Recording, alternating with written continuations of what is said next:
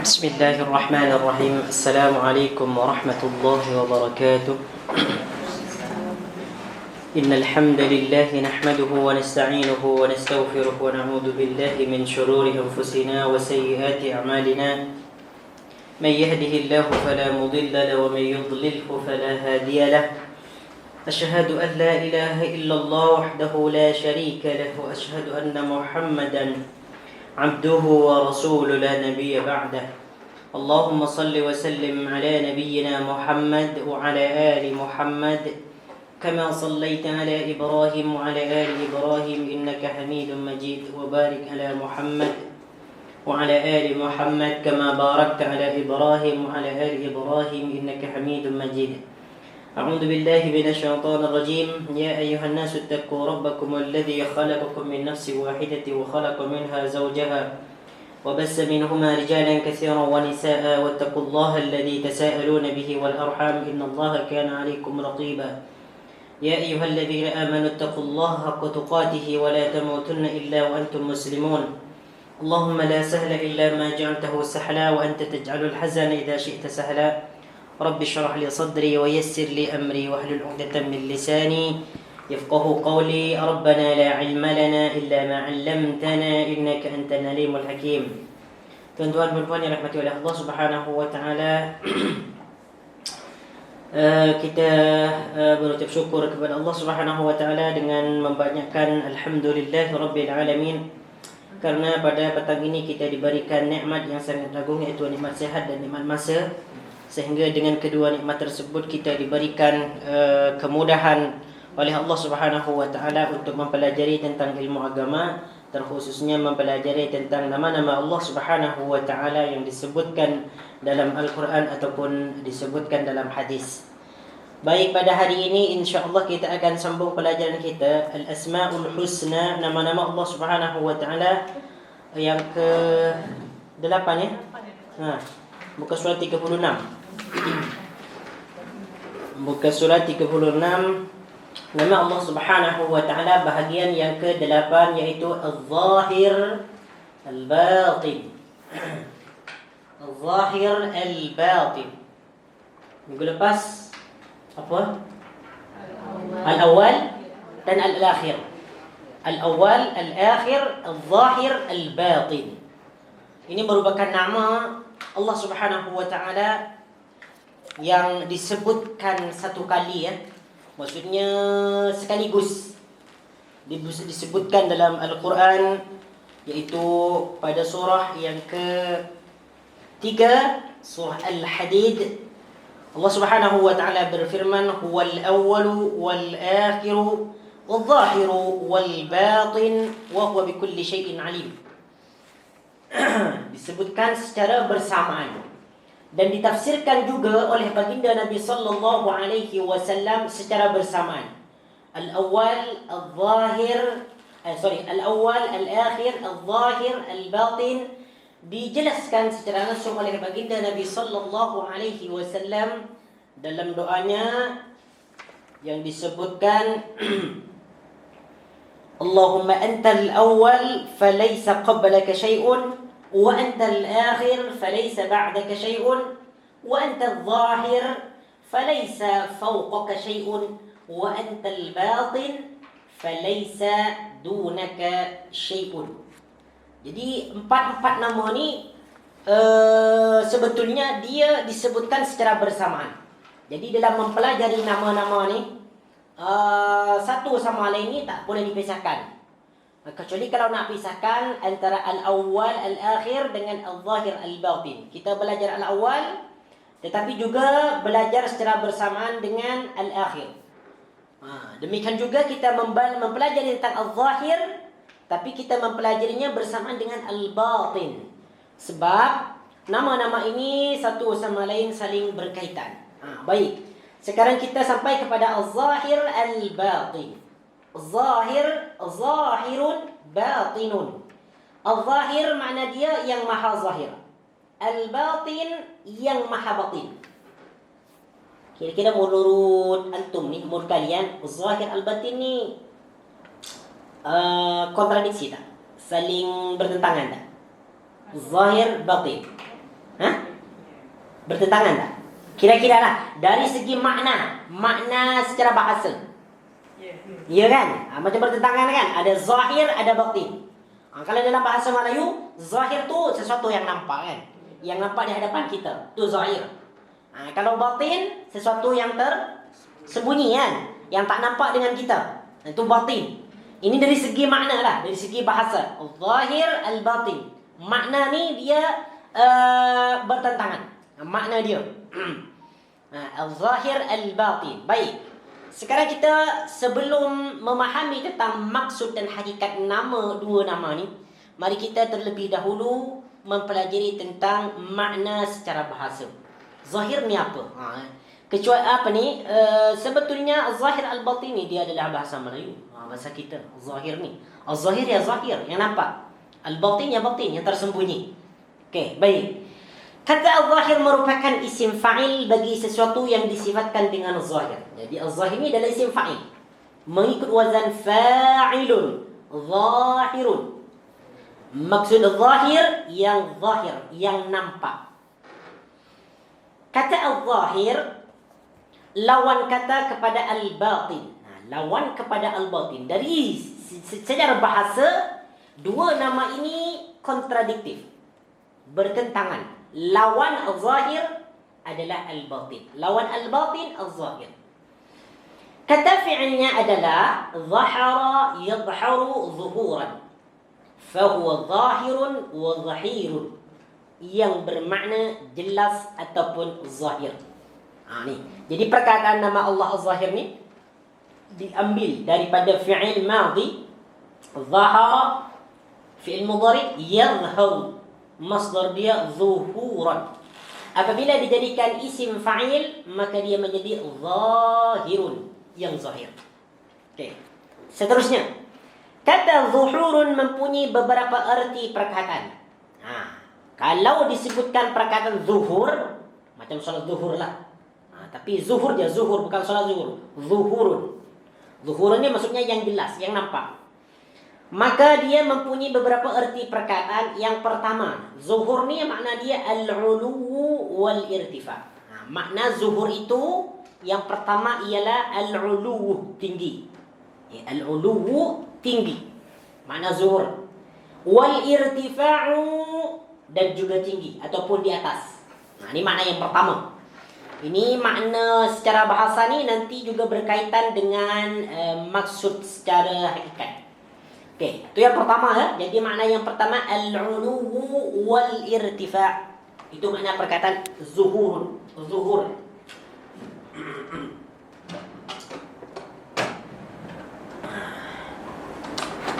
Al-zahir.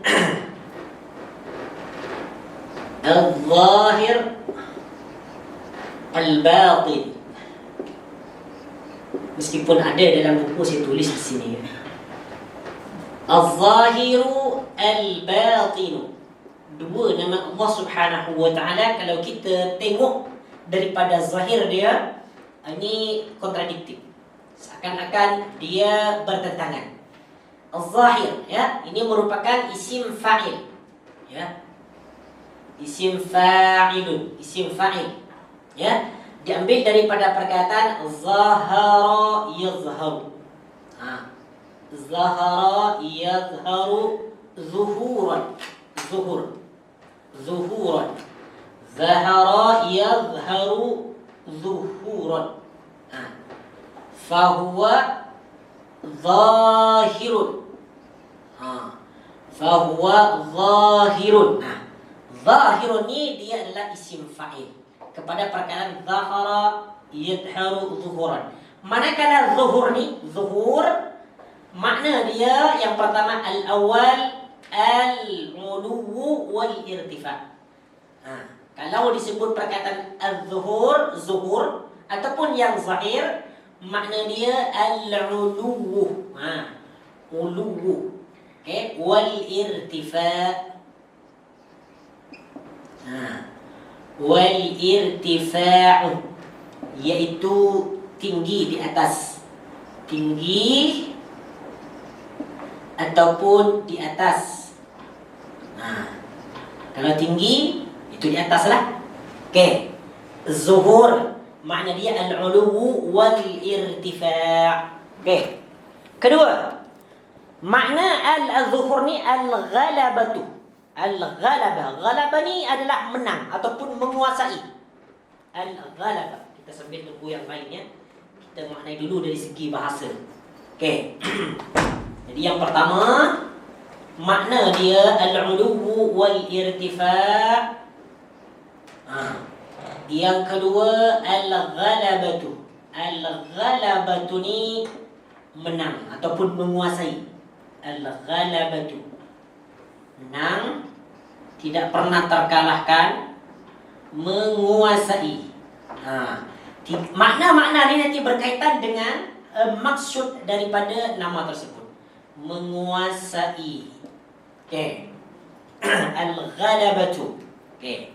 Kemudian lepas tu as-sanadu wal himayatu. Yang ketiga as-sanadu wal himayatu. Wal himayatu. Maksud dia kecukupan, memberikan kecukupan. Kecukupan. Kemudian yang keempat, yang keempat iaitu al-bayanu wa budu syai'il khafi. Al-bayanu, bayan ni dia jelas. Al-bayanu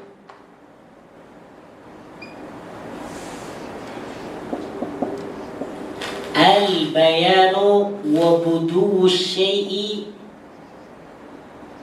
wa budu syai'il khafi. Syai'il khafi.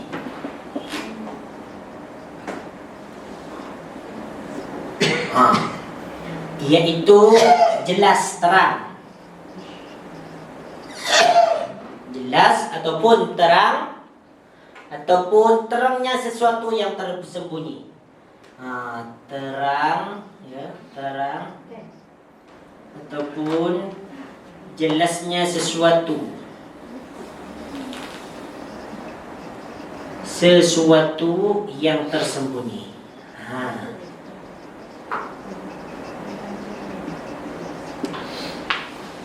Ini dia makna zuhur. Nanti perkataan ya. Jadi zuhur ni makna dia ada 4. Al-ulu wal irtifa', tinggi di atas. Yang kedua al-ghalabatu, menang ataupun menguasai. Yang ketiga as-sanadu wal himayatu, kecukupan. Yang keempat al-bayanu wa budu syai'il khafi, yang bermaksud al-bayan, terang ataupun jelas. Budu syai'il khafi, jelasnya sesuatu yang tersembunyi. Ini secara bahasa ya, makna zuhur ataupun perkataan zahir. Keempat-empat makna ni nanti berkaitan dengan maksud al-zahir. Apa maksud al-zahir sebetulnya? Makanya kita pahami dulu ni. Dari segi bahasa. Itu al-zahir. Okey. Sekarang kita pergi kepada makna al-batin. Apa pula maksud al-batin ni? Sebab kalau kita hanya memahami zahir, kita mendengar perkataan zahir, berarti itu nampak. Seakan-akan Allah Subhanahu wa ta'ala kalau mempunyai nama zahir, seakan-akan Allah nampak. Padahal Allah tak nampak kan? Jadi apa maksud al-zahir ni? Sedangkan kata al-batin, al-batin merupakan isim fa'il daripada perkataan batana yabtunu, butunan, sama. Al-batin juga isim fa'il daripada perkataan batana yabtunu, butunan, yang berarti tersembunyi. Makna batin, al-batin ni tersembunyi. Okey. Firman Allah Subhanahu wa ta'ala dalam surah Al-An'am ayat yang ke-151. Allah Subhanahu wa ta'ala berfirman. Okey, siapa yang nak baca ayat ni? Nah, silakan. Saya tak perlu ulang-ulang keutamaan dia untuk memancing apa ni, untuk baca. Okey, tafadhal. Siapa yang nak baca? Tak ada Biasanya kalau dalam kelas ni kalau disuruh baca macam tak confident, takut silap, takut salah. Okey lah. Kalau tak nak baca, okay, saya memang baca apa, saya nak dapatkan 1 huruf 10 kebaikan ataupun 10 hasanah. Yang lain tak nak, okey, tak apa, tak ada hal. Okey, saya yang nak Okey. A'udzu billahi minasyaitonir rajim. ولا تقربوا الفواحش ما ظهر منها وما بطن. Tengok di sini ada perkataan zahara, ada perkataan batana. Wala taqrabu, dan janganlah kamu hampiri, jangan kamu dekati al-fawahish, kejahatan-kejahatan, ma zahara minha, yang terang daripadanya. Kejahatan-kejahatan yang dimaksud di sini adalah zina. Sebab zina itu disebut fahisyah, perbuatan-perbuatan yang keji, kejahatan-kejahatan yang keji. Ma zahara, yang terang daripadanya, wa ma batana, dan yang tersembunyi. Sini ada perkataan zahara bermakna terang, batana bermakna tersembunyi. Jadi sudah jelas makna kedua perkataan ni, az-zahir yang jelas, al-batin yang tersembunyi. Jadi perkataan al-batin juga isim fa'il. Isim fa'il juga. Isim fa'il daripada perkataan batana yabtunu. Batana yabtunu, apa tadi? Butunan yabtunu, butunan. Butun. Butunan fahuwa batinun. Fahuwa batinun. Ni dia. Okey. Kedua bentuk ni, al-zahir, al-batin, merupakan isim fa'il. Okey. Baik. Seperti mana yang saya disebutkan tadi, kalau kita hanya sepintas mengetahui tentang makna al-zahir, al-batin, tanpa mengetahui tafsiran dia, apa yang dimaksud al-zahir, al-batin, mungkin kita akan terbayangkan dalam memori kita, dalam ingatan kita, dalam otak kita, mungkin yang dimaksud al-zahir ni adalah yang nampak, bahwasanya Allah itu nampak. Tapi pada kenyataannya Allah Subhanahu wa taala tak nampak. Dia adalah terhijab, mahjub, kan? Tak boleh kita melihat Allah Subhanahu wa taala di dunia, melainkan kita akan melihat Allah Subhanahu wa taala di dalam surga dengan mata kepala yang terang, seperti mana kita melihat bulan purnama. Al-zahir, al-batin pula tersembunyi. Allah Subhanahu wa taala tersembunyi, tidak nampak daripada makhluk, tidak diketahui. Mungkin Allah Subhanahu wa taala sembunyikan atau macam mana? Mungkin kalau kita hanya melihat kepada zahir lafaz, kita mungkin akan mempunyai pandangan-pandangan ataupun fikiran-fikiran seperti itu. Namun kalau kita nak tahu apa maksud daripada dua nama ni, mesti kita merujuk kepada pendapat ataupun pandangan ulama. Terlebih lagi al-zahir al-batin ni, baginda Nabi sallallahu alaihi wasallam telah menjelaskannya sendiri. Jom kita tengok tu. Okey. Maksud dan hakikat nama bagi Allah Subhanahu wa taala. Apa maksud hakikat daripada nama Zahir Al-Batin ni? Tengok di sini disebutkan dua nama ini disebutkan dalam Al-Quran hanya satu kali, sebagaimana yang terdapat pada nama sebelumnya di atas. Ada dijelaskan kan? Selain itu ia juga disebutkan dalam hadis Nabi, baginda Nabi sallallahu alaihi wasallam bersabda, wa anta adh-dhahir falaysa fawqaka shay'un wa anta al-batin falaysa dunaka shay'un. Ketika baginda Nabi sallallahu alaihi wasallam sebut nama ni, dia terus sebutkan maksud dia. Dan engkau yang zahir. Apa maksud al-zahir ni? Maka tiada sesuatu pun di atas engkau. Tiada sesuatu pun di atas engkau. Kalau kita ulang kaji, yang makhluk yang paling tinggi dunia ni apa? Kira-kira lah. Makhluk yang paling besar, yang paling agung, yang paling tinggi ni apa? Arash kan? Arash menduduki posisi yang pertama. Paling tinggi, paling agung, paling besar adalah arash. Ini jelas. Ada paling atas sekali. Ya, ada paling atas sekali. Dan Allah Subhanahu wa taala memang bersemayam di atas arash. Sebagaimana disebutkan dalam banyak dalil ayat Al-Quran. Inna rabbakumullahu alladhi khalaqas samawati wal ardi tsumma istawa 'alal 'arsy. Allah Subhanahu wa taala mencipta langit dan bumi. Lepas tu Allah Subhanahu wa taala bersemayam di atas arsy. Kemudian lagi, Ar-Rahmanu 'alal 'arsy istawa. Ar-Rahman Allah istawa 'alal 'arsy, di atas arsy. Di atas arsy. Istawa, bersemayam.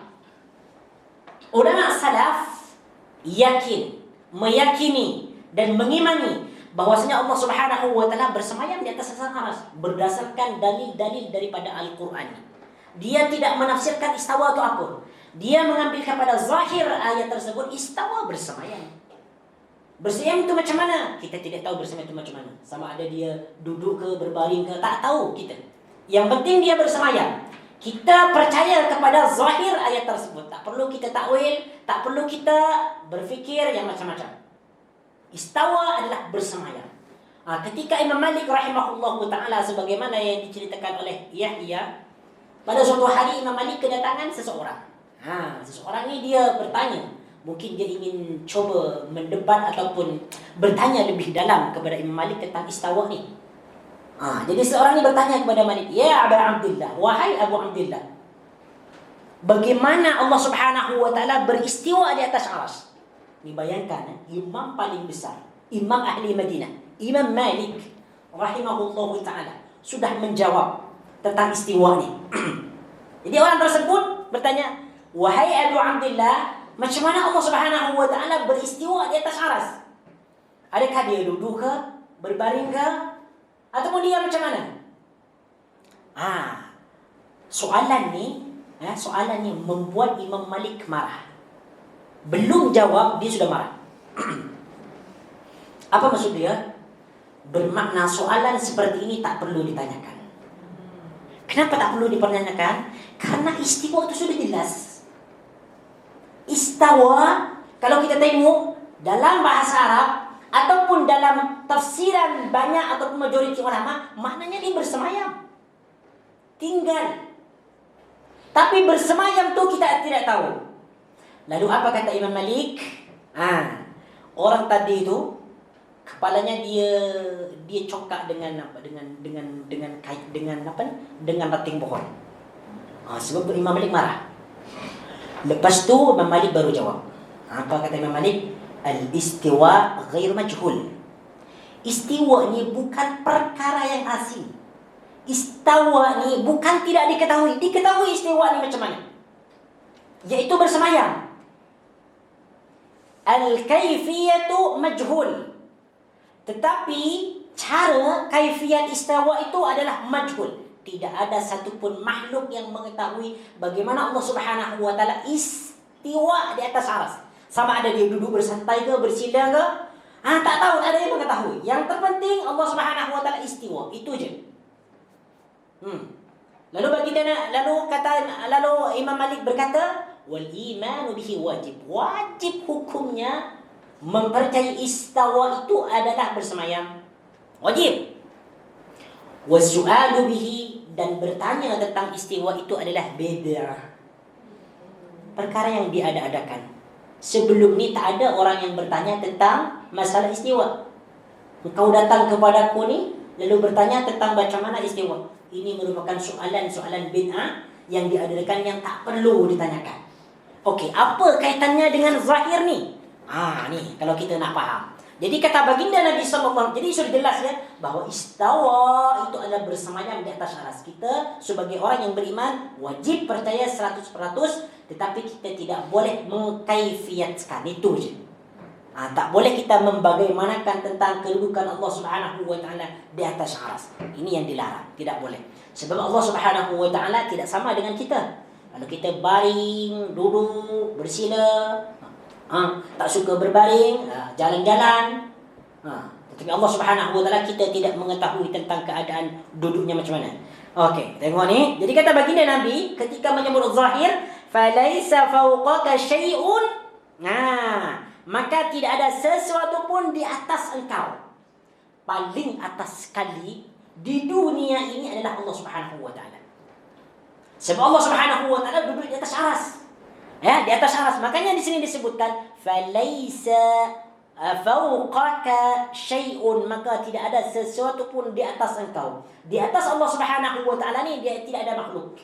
Bermakna Allah Subhanahu wa taala paling tinggi.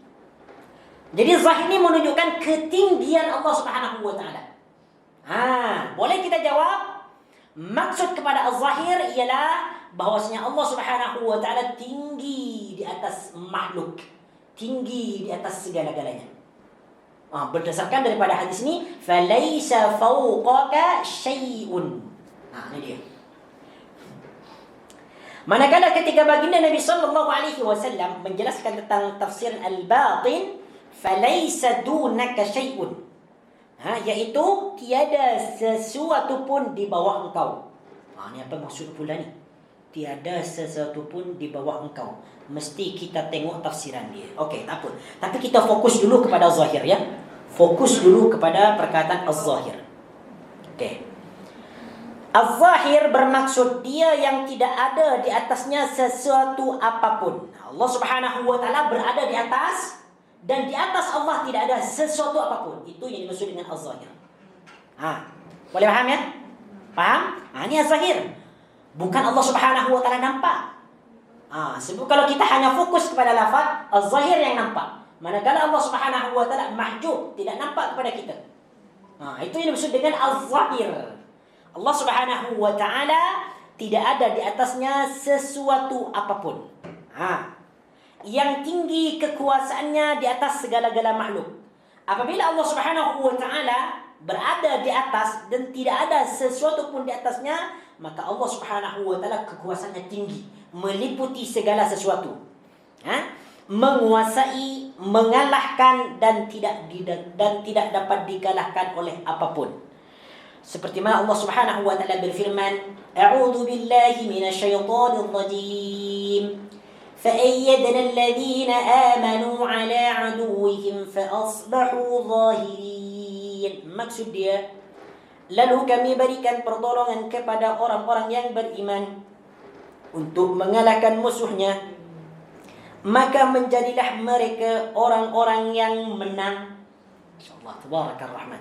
Inilah Allah Subhanahu wa taala yang sentiasa memberikan pertolongan kepada orang-orang yang beriman untuk mengalahkan musuh-musuhnya. Fa asbahu zahirin, maka menjadilah mereka orang-orang yang menang. Kita tengok tentang ulasan beberapa ulama. Kita pergi pada muka surat 37. Panas tak? Panas tak? Tak kan? Macam ikon tak sampai sini ya. Okey. Mungkin karena suara saya terlalu kuat ataupun macam mana. Okey, bismillahirrahmanirrahim. Okey, az-zahir. Az-zahir dialah yang zahir dengan bukti-bukti yang nyata, yang menunjukkan ketetapan rububiyah dan kebenaran di dalam keesaannya. Allah Subhanahu wa taala zahir. Maksud zahir adalah Allah Subhanahu wa taala zahir dengan bukti-bukti yang nyata. Tengok ni, bukti Allah Subhanahu wa taala ada ataupun bukti Allah Subhanahu wa taala tinggi di atas ialah dengan adanya makhluk. Adanya langit, ada bumi, ada sungai, ada matahari, ada bulan. Itu yang menunjukkan bahwasanya Allah Subhanahu wa taala ada dan tinggi di atas makhluknya. Okey. Lepas tu kadang-kala ia bermaksud kekuasaannya di atas semua makhluk. Kadang-kala zahir ni bermakna kekuasaannya di atas semua makhluk. Allah Subhanahu wa taala Maha menguasai, manakala makhluk tidak menguasai. Kekuasaan makhluk terbatas, manakala kekuasaan Allah Subhanahu wa taala tidak terbatas. Syukran jazilan, barakallahu fiik. Okey. Terkadang juga ia bermakna tinggi, menguasai dan mengalahkan. Ini berkaitan dengan makna-makna secara bahasa ni lah. Okey. Sekarang kita tengok pendapat Imam Ibn Al-Qayyim Al-Jawziyah rahimahullahu ta'ala. Tengok. Kezahiran Allah. Apa yang dimaksud dengan zahir ni? Maksud zahir ni, kata Imam Ibn Al-Qayyim, kezahiran Allah Subhanahu wa taala adalah ketinggiannya yang melebihi di atas segala sesuatu. Ini dia. Kata Ibn Al-Qayyim, Zahir Allah ni, kezahiran Allah ni maksud dia ketinggiannya. Bermakna zahir adalah tinggi. Tinggi di atas segala-gala makhluk. Zahir. Tinggi di atas segala-gala makhluk. Berarti ini berkaitan dengan al-uluwu wal-irtifa'. Tinggi di atas segala-gala makhluk. Ini dimaksud dengan al-zahir. Jadi kalau kita ditanya, apa maksud al-zahir? Iaitu ketinggian Allah yang berada di atas makhluk. Ini kalau kita mengambil kepada ta'rifan Imam Ibn Al-Qayyim rahimahullah ta'ala. Okey. Makna az-zuhur, manakala az-zuhur iaitu al-uluwu, tinggi. Dan sesuatu yang zahir adalah sesuatu yang tinggi dan meliputi apa sahaja yang berada di bawahnya. Tengok catatan kaki di bawah tu, ia disebutkan oleh Imam Ibn Al-Qayyim dalam kitab Tariqul Hijratain. Boleh tengoklah kalau nak tahu nanti. Tapi tak payahlah. Cukup baca ni. Saya yakin tak nanti tak akan cari juga, tak akan cari buku-buku yang menjelaskan ni. Mana Tariqul Hijratain, tak perlu. Tak larang untuk baca bahasa Arab kan. Baca yang Melayu je. Bahasa sendiri. Okey. Di antaranya lagi, jadi kata Imam Ibn Qayyim sudah jelas, kezahiran Allah Subhanahu wa taala maksud dia ketinggiannya yang melebihi di atas segala sesuatu. Sebab Allah Subhanahu wa taala duduk di atas aras. Bersemayam di atas aras. Okey, istiwa. Okey, di antaranya lagi az-zahir, dia yang maha tinggi di dalam zat. Masyaallah, tabarakar rahman. Sebab makhluk-makhluk yang di atas langit ni semuanya besar, bukan kecil. Kan? Kursi Allah luas, lebih luas daripada langit dan bumi. Tetapi apabila kursi Allah diletakkan di atas aras, seperti kita meletakkan cincin di padang pasir. Itu aras lagi hebat, lagi besar daripada kursi.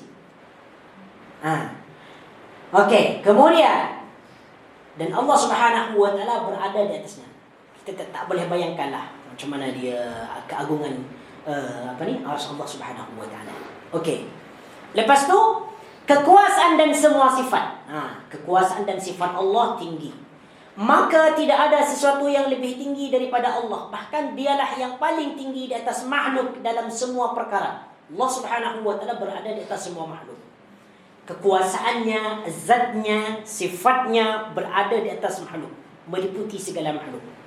Sebagaimana Ibn Jarir berkata, tengok ni, Ibn Jarir berkata, Az-zahir, maksud dia, dialah yang tinggi di atas segala sesuatu, maka tidak ada sesuatu yang lebih tinggi darinya. Jadi puncak ketinggian itu adalah milik Allah Subhanahu wa taala. Kalau kita ni, kita tinggi, terbatas. Di atas ketinggian kita ada bumbung. Di atas ketinggian kita mesti ada benda-benda lain. Dan di atas benda tu mesti ada benda-benda lain. Macam langit satu, ada langit yang kedua, ada yang langit lebih tinggi lagi, yang ketiga, ada seterusnya. Kemudian punca dia adalah arsy, kemudian di atasnya Allah Subhanahu wa taala.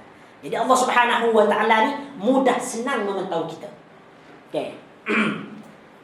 Lepas tu, selain itu, az-zahir juga bermaksud bahawa dia yang mengurusi semua urusan makhluk, membantu, memberikan rezeki, menyelesaikan perkara dan memberikan jalan kepada mereka. Maka dia yang memberikan pertolongan kepada makhluknya dalam pengertian yang umum dan menolong mereka yang bertauhid dalam pengertian yang khusus. Ini disebutkan oleh Syekh Ar-Ridwani dalam Al-Asma'ul Husna As-Sabita fil Kitabi was Sunnah. Okey. Jelas saya? Itu az-zahir. Jadi kalau kita ditanya ataupun ada soalan yang datang kepada kita, apa maksud az-zahir ni? Adakah dia Allah Subhanahu wa taala nampak ataupun ada maksud lain? Jadi maksud zahir ni adalah ketinggian Allah Subhanahu wa taala di atas makhluk. Bukan kezahiran Allah, bukan penampakan Allah, tak. Tetapi dia lebih kepada ketinggian Allah Subhanahu wa taala di atas makhluknya. Itu dia. Baik. Dah faham ni? Ada soalan tak berkaitan dengan az-zahir? Kalau ada soalan, bolehlah. Boleh bertanya. Sebelum kita sambung kepada al-batin.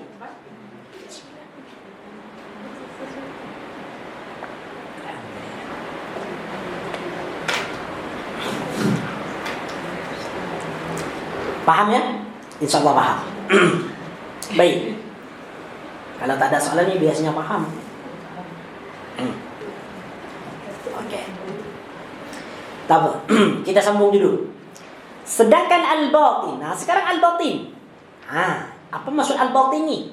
Tadi secara bahasa makna dia tersembunyi. Okey. Sekarang al-batin menurut istilah ataupun tafsiran ulama. Apa yang dimaksud al-batin ni? Kata Imam Al-Khattabi. Ini merupakan salah satu imam Ahlus Sunnah wal Jamaah yang banyak diambil oleh para ulama. Pandangan dia banyak diambil oleh para ulama.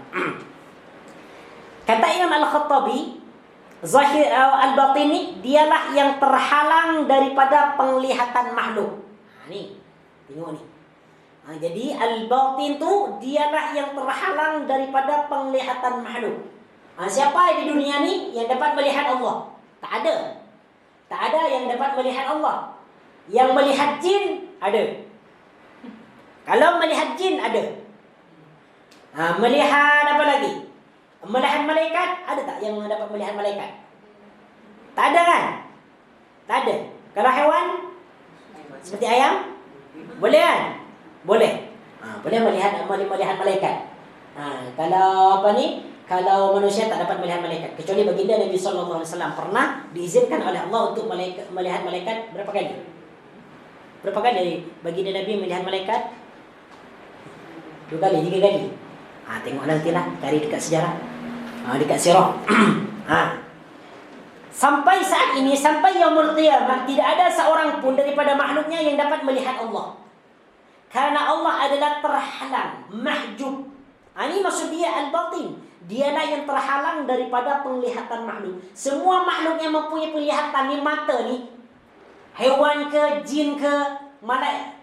Wallahu ta'ala kalau malaikat. Tapi malaikat ni, wallahu ta'ala adakah dia pernah melihat Allah? Wallahu ta'ala alam. Tapi setakat ni memang Allah Subhanahu wa ta'ala adalah mahjub. Tapi ada disebutkan dalam peristiwa Isra' Mi'raj kan, bahawa baginda Nabi sallallahu alaihi wasallam disebutkan dalam hadis, beberapa hadis, bahawa baginda Nabi sallallahu alaihi wasallam melihat Allah. Pernah dengar tak? Melihat Allah Subhanahu wa ta'ala. Tapi dia ada beberapa tafsiran. Ada yang menafsirkan melihat Allah dengan mata kepala, ada yang menafsirkan baginda Nabi melihat Allah dengan mata hati. Tapi ala kulli hal, ala kulli hal, di bumi, di dunia ini kita belum diizinkan, belum diberi kebenaran oleh Allah Subhanahu wa ta'ala. Memang manusia tidak akan mampu untuk melihat Allah. Ketika Nabi Musa alaihi salam meminta kebenaran kepada Allah agar dia diperlihatkan apa yang difirmankan oleh Allah Subhanahu wa ta'ala. Tengok Musa, aku nak perlihatkan diriku kepada gunung ni. Kalau gunung ni kuat melihat aku, mampu melihat aku nampakkan diriku aku ni kepada kau. Ternyata ketika Allah Subhanahu wa ta'ala, falamma tajalla rabbuhu lil jabali ja'alahu dakka wa kharra Musa sa'iqa. Ketika Allah Subhanahu wa ta'ala menampakkan dirinya ke gunung, apa yang berlaku? Gunung itu hancur. Ini gunung, bukan daging. Gunung terbuat dari batu, tanah, lihat. Kita terbuat daripada daging. Gunung pun hancur diperlihatkan oleh Allah Subhanahu wa ta'ala kepada dirinya. Manakala manusia terbuat daripada sesuatu yang lembut, tidak akan lagi melihat Allah Subhanahu wa ta'ala apabila dunia. Tapi nanti dia yaumil qiyamah, terkhususnya di dalam syurga, mereka akan melihat Allah Subhanahu wa ta'ala. Okey, jom kita sambung. Dia yang tidak dapat dibayangkan bagaimana caranya. Ini Allah Subhanahu wa ta'ala. Ketika Allah Subhanahu wa ta'ala mengurus bumi, ketika Allah memberikan rezeki, ketika Allah turun daripada langit, ketika Allah Subhanahu wa ta'ala menahan langit agar tidak jatuh, ini kita tidak tahu caranya bagaimana. Dan terkadang arti az-zuhur dan al-butun, dia yang terhalang daripada penglihatan orang yang memandang dan menjadi jelas kepada penglihatan orang yang berfikir.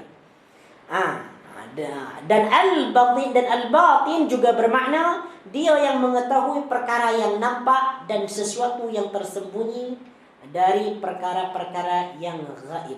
Ini al-batin. Bagi Allah Subhanahu wa ta'ala, sama ada perkara yang nampak ataupun tersembunyi ini sama. Perkara gaib, perkara gaib ataupun alam gaib dan perkara-perkara yang zahirnya sama bagi Allah Subhanahu wa taala, tidak ada beza. Semuanya nampak bagi Allah. Okey.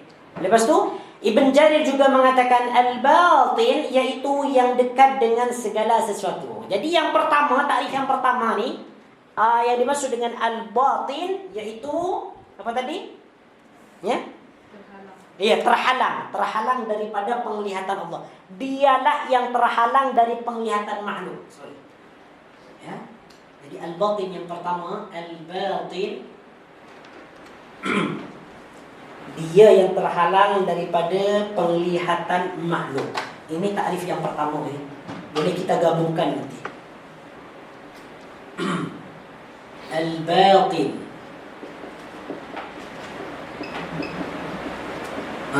Yang pertama tadi dia yang terhalang. Ini menurut takrifan Imam Al-Khattabi dan Imam An-Nawawi. Dia yang terhalang daripada penglihatan apa? Makhluk. Ya. Yang kedua, ini yang kedua sekarang.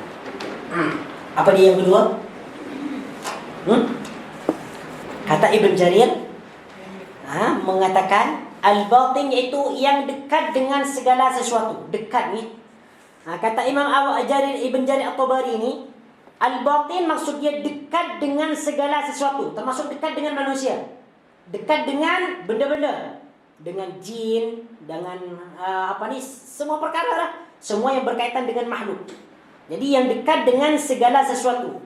Maka tidak ada yang lebih dekat dengan sesuatu itu selain dia. Jadi dalam hal ini perkataan al-batin bermakna al-qarib, yang dekat. Tapi yang dimaksud dekat ni apa? Zatnya ke ilmunya? Yang dimaksud dekat ni? Ilmu ke zat? Ilmu. Bukan Allah Subhanahu wa taala. Meski dikatakan di sini Allah Subhanahu wa taala dekat dengan hamba, dengan makhluknya, bahkan lebih dekat dengan sesuatu yang lain. Ini bukan bermaksud bahwasanya Allah dengan azatnya dekat dengan kita, bersatu dengan kita. Ini bukan. Yang dimaksud dekat dengan makhluknya itu maksudnya ilmu dia, pengetahuannya lebih dekat. Itu maksudnya. Jadi al-batin ni, yang dimaksud al-batin dekat dengan segala sesuatu, maksudnya ilmu Allah Subhanahu wa taala dekat dengan makhluknya, bahkan lebih dekat daripada makhluk yang lain. Allah Subhanahu wa taala sebagaimana berfirman dalam Al-Quran, wa nahnu aqrabu ilaihi min hablil warid. Dan kami aqrabu ilaihi, lebih dekat kepadanya, min hablil warid, daripada urat apa? Hablul warid, urat nadi. Wa nahnu aqrabu ilaihi min hablil warid. Disebutkan ya bahwasanya Allah Subhanahu wa taala dekat kepada makhluk itu lebih daripada urat leher. Tapi yang dimaksud kedekatan ni bukan Allah Subhanahu wa taala bersatu dengan makhluk, tetapi ilmunya. Al-ilmu. Jadi Allah Subhanahu wa taala selalu memantau kita, menyaksikan kita. Okey. Allah disebut al-batin kerana dia tidak dapat disaksikan sebagaimana menyaksikan sesuatu yang diciptakan. Kita tak boleh menyaksikan Allah dengan mata kita. Untuk itu al-batin, untuk itu Allah Subhanahu wa taala disebut al-batin. Allah Maha Suci dan Maha Tinggi dari semua itu. Dia yang zahir dengan bukti-bukti yang menjadi sebab untuk mengetahui dan mengenalinya. Dia yang zahir dapat diketahui dengan akal dan bukti yang nyata. Manakala hati kita ni sangat mengenal Allah Subhanahu wa taala, bahwasanya Allah itu adalah wujud. Allah Subhanahu wa taala tinggi. Allah Subhanahu wa taala kuasa. Allah Subhanahu wa taala Maha Suci. Allah Subhanahu wa taala Maha Mencipta dengan bukti-bukti yang nyata, yaitu bukti-bukti yang diciptakan Allah Subhanahu wa taala berupa dunia. Ada langit, ada bumi, ada air, ada matahari dan sebagainya. Sedangkan batin tidak dapat disaksikan seperti mana menyaksikan benda-benda yang ada di dunia. Maha Suci dan Maha Agung Allah dari semua itu, serta Maha Tinggi lagi Maha Besar. Menurut Ibn Al-Qayyim, kebatinan Allah iaitu meliputi segala sesuatu yang dia sangat dekat dengannya. Inilah yang disebut dengan kedekatan yang sesungguhnya. Bukan seperti kedekatan seorang kekasih dengan kekasihnya, Karena bentuk kedekatan ini berbeza dengan bentuk kedekatan Allah. Jadi yang dimaksud al-batin yang kedua ini adalah kedekatan Allah Subhanahu wa taala dengan makhluk. Jadi yang kedua, dia yang dekat dengan makhluk. Dengan makhluk. Tapi yang dimaksud dekat di sini adalah dekat melalui ilmunya ataupun dekat dengan ilmunya. Nah, baik. Mungkin ada soalan sebelum kita sambung kepada kesan-kesan keimanan. Apa Ustaz? Ya. Yang balik kepada makna bahasa tadi kan? Ya. Zahirun, maknanya wazan zahirun dengan zahirun sama makna dia. Sama. Zahirun sama. So kalau macam kita nak kiranya berdoa, kita boleh guna dua-dua. Tak, kita guna yang zahir. Kita guna yang zahir, bukan zahir. Ini isim fa'il kepada zahar, dia ada dua. Ada zahir, ada zahir. Tapi daripada kedua isim fa'il ni, yang dijadikan nama Allah Subhanahu wa taala bukan zahir, tapi zahir. Seperti mana yang ada dalam Al-Quran ni, wal awwalu wal akhiru wal zahir, bukan wal zahir. Tapi wal zahir. Naam. Okey. Apa lagi soalan? Ada tak soalan? Kalau ada boleh bertanya. Ustaz, Ya. yang batin tadi, falaisa dunaka syai'un. Ya. Itu maksudnya macam mana? Okey. Sesuatu di bawah. Wa antal batin falaysa dunaka syai'un. Ni Allah Rasul baginda Nabi sallallahu alaihi wasallam menjelaskan tentang makna batin kan. Wa antal batin, dan engkau yang batin. Apa maksud batin kata baginda Nabi? Laisa dunaka syai'un, maka tidak ada sesuatu pun di bawah engkau. Ini macam kontradiksi kan, macam bertentangan. Tidak ada sesuatu pun di bawah engkau.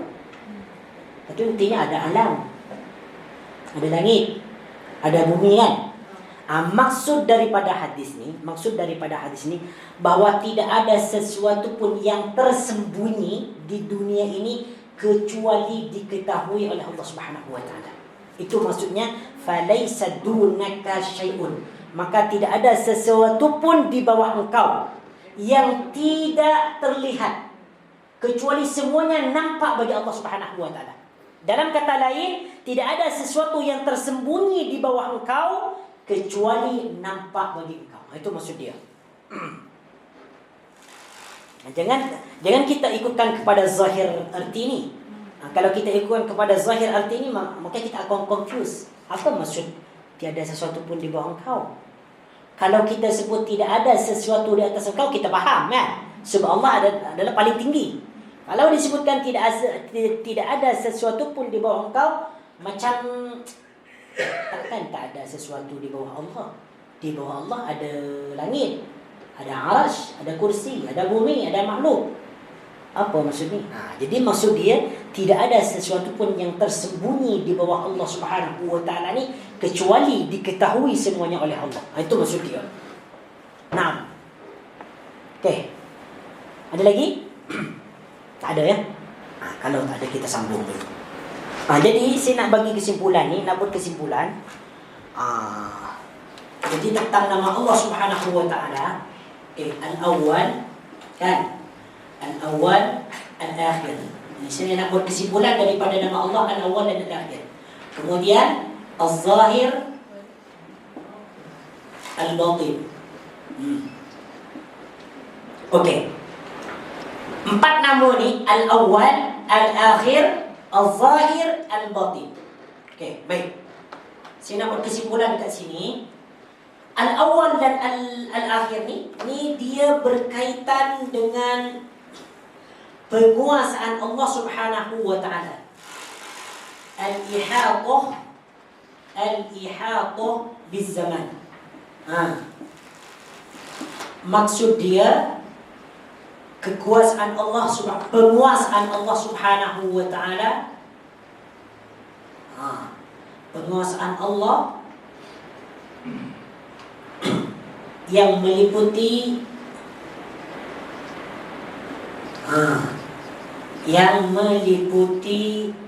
zaman. Penguasaan Allah Subhanahu wa taala yang meliputi zaman. Manakala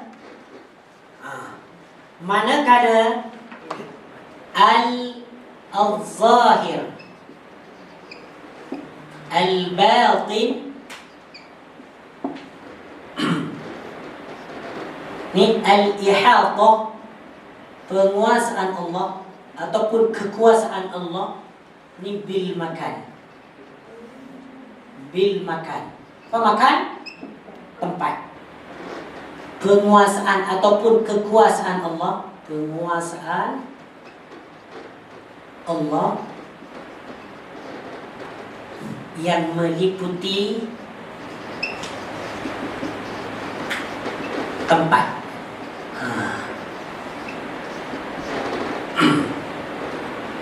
Ini dia. Al-ihatatu bil makani. Kalau yang ni al-ihatatu biz zamani. Ini dia.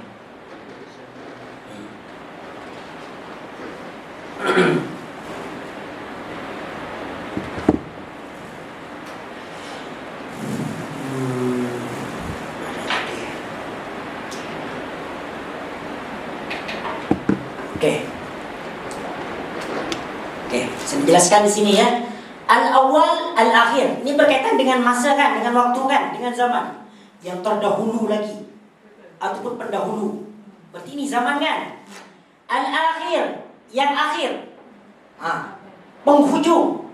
Tidak ada penghujung selain Allah Subhanahu wa taala. Jadi dua nama ni, al-awwal, al-akhir ni maksud dia al-ihatatu biz zaman. Ini menunjukkan, dua nama ni menunjukkan penguasaan Allah Subhanahu wa taala terhadap zaman ataupun yang meliputi zaman. Jadi Allah Subhanahu wa taala menguasai semua zaman, tidak terikat dengan zaman ataupun masa. Manakala al-zahir al-batin, dia menunjukkan al-ihatatu bil makan. Maksud dia penguasaan Allah Subhanahu wa taala yang meliputi tempat. Sama ada di atas sekali ataupun di bawah ataupun di mana-mana tempat. Allah Subhanahu wa taala menguasai semua tempat itu. Makanya disebutkan al-zahir al-batin. Allah Subhanahu wa taala tinggi di atas makhluknya. Al-batin yang mengetahui segala makhluknya yang di bawah, yang di bawahnya. Jadi al-zahir al-batin menunjukkan penguasaan Allah yang meliputi tempat. Manakala al-awwal al-akhir menunjukkan penguasaan Allah Subhanahu wa taala yang meliputi zaman ataupun masa. Ini kesimpulan dia. Baik. Coba kita pindah kepada muka surat 38. Ini kesan dia. Kalau boleh kita habiskan. Anda baca. Kesan beriman kepada nama Allah Al-Zahir dan Al-Batin. Selepas kita mengetahui tentang maksud Al-Zahir dan Al-Batin, maka kedua nama ini akan mendatangkan kesan-kesan keimanan kepada orang-orang yang mempelajari tentang kedua nama ini. Pada setiap namanya terdapat kesan-kesan kebaikan dan keimanan. Kita tidak hanya mengetahui nama-namanya dari zahirnya, namun kita dituntut merenungkan dan memikirkan manfaat yang terkandung di dalamnya. Untuk itu, orang yang mengimani nama Allah Az-Zahir dan Al-Batin akan mendapat kesan keimanan antaranya. Yang pertama, kesan keimanan dia, sesungguhnya Allah Maha Zahir, tidak ada sesuatu di atasnya. Dia adalah Al-Ali Al-A'la. Al-Ali dan Al-A'la ni nama Allah juga, yang Maha Tinggi. Inilah puncak kesempurnaan ketinggiannya. Tidak ada sesuatu yang wujud di atasnya. Di atas Allah tidak ada benda lagi, tidak ada makhluk lagi.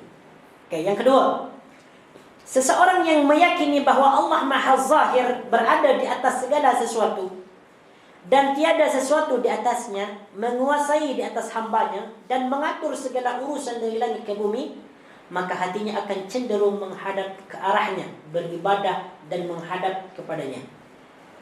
Kadang-kadang ada soalan kepada kita yang datang, sebetulnya Allah ni ada di atas langit ke ada di atas aras? Kadang ada orang yang berkata, kalau ditanya, di mana Allah? Di atas. Ada satu yang lagi jawab, di mana Allah? Di atas langit.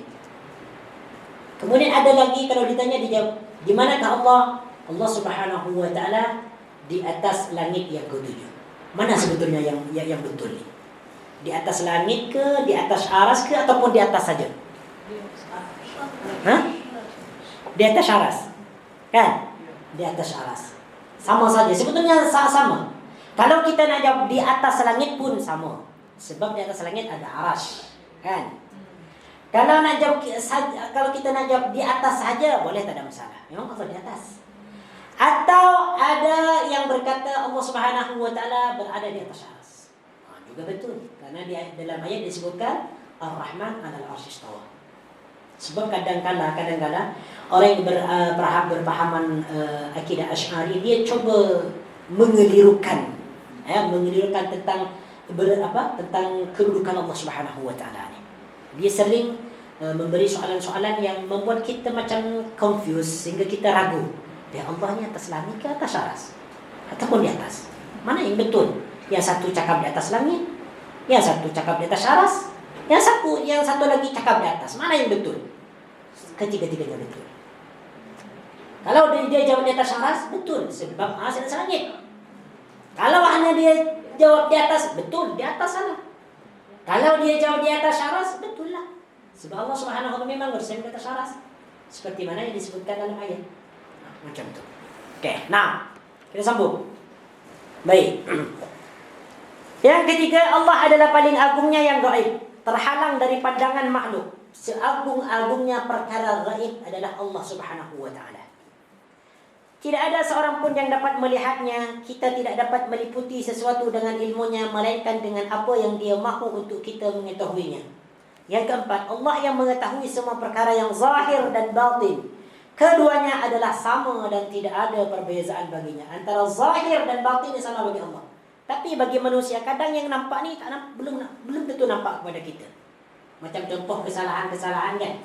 Kalau kita membicarakan tentang kesalahan orang lain, Masya Allah, sangat mudah, senang. Tapi kalau kita tengok kesalahan-kesalahan sendiri, macam tak nampak dah. Itu salah satunya. Allah Subhanahu wa ta'ala berfirman, Sawa'un minkum man asarra al-qawla wa man jahara bih.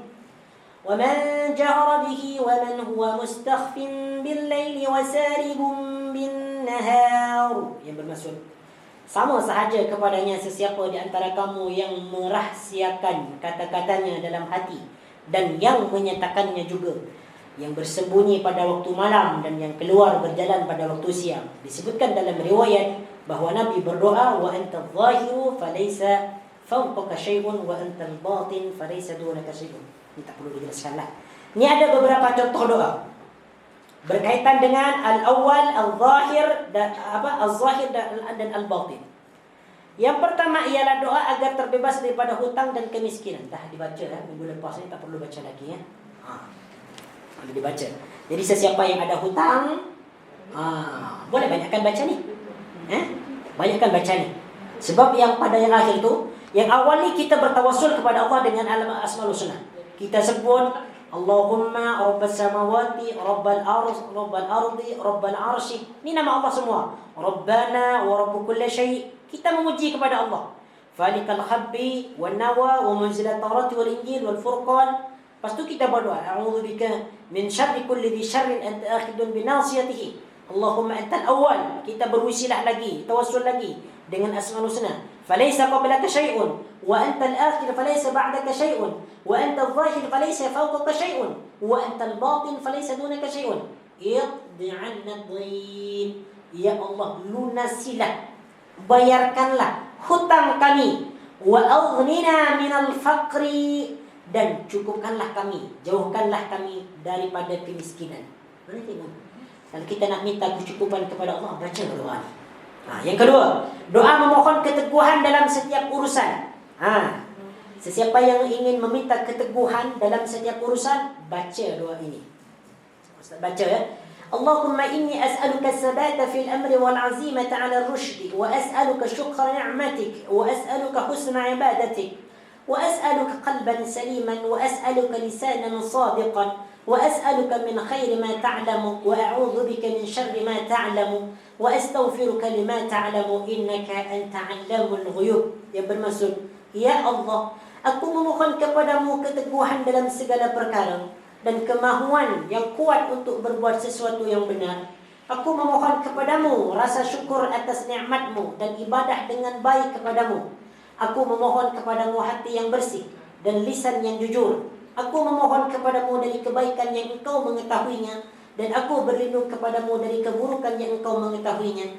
Dan aku memohon keampunan atas dosa-dosaku yang engkau mengetahuinya. Sesungguhnya engkau maha mengetahui yang gaib. Nah, kemudian lepas tu doa sebelum tidur. Ini berkaitan juga dengan nama Allah Al-Zahir Al-Batin. Meskipun di sini tidak menyebutkan nama Allah secara jelas, secara langsung, tetapi di sini ada makna-makna yang terkandung dalam nama Allah Al-Zahir dan Al-Batin. Baginda Nabi berdoa, Allahumma aslamtu nafsi ilaika wa fawwadtu amri ilaika. Ini doa sebelum tidur ya. Wa alja'tu dhahri ilaika rahbatan wa rawbatan ilaika. La malja'a wa la manja minka illa ilaika amantu bi kitabika alladhi anzalta wa bi nabiyyika alladhi arsalta. Yang bermaksud, Ya Allah, aku serahkan diriku kepadamu dan aku serahkan urusanku kepadamu. Aku sandarkan belakangku kepadamu dengan penuh rasa harap dan takut kepadamu. Tiada tempat bersandar dan selamat selain daripadamu. Aku beriman dengan kitabmu yang kamu turunkan dan nabimu yang kamu utuskan. Naam. Hada wallahu ta'ala a'lam. Ada soalan tak sebelum kita tutup? InsyaAllah pada minggu hadapan nama Allah Subhanahu wa ta'ala bahagian yang ke-9 iaitu Al-Waris, yang maha mewarisi. Nah, ada soalannya? Kalau tak ada soalan, insya-Allah taala kita akan tutup. Dan sebelum kita nanti keluar ada tazkirah seperti mana biasa. Nah, subhanakallahumma wa bihamdika asyhadu an la ilaha illa anta astaghfiruka wa atubu ilaik. Wa sallallahu ala nabiyyina Muhammad wa ala alihi wa sahbihi wa baraka wa sallama tasliman katsira. Walhamdulillahi rabbil alamin. Assalamualaikum warahmatullahi wabarakatuh.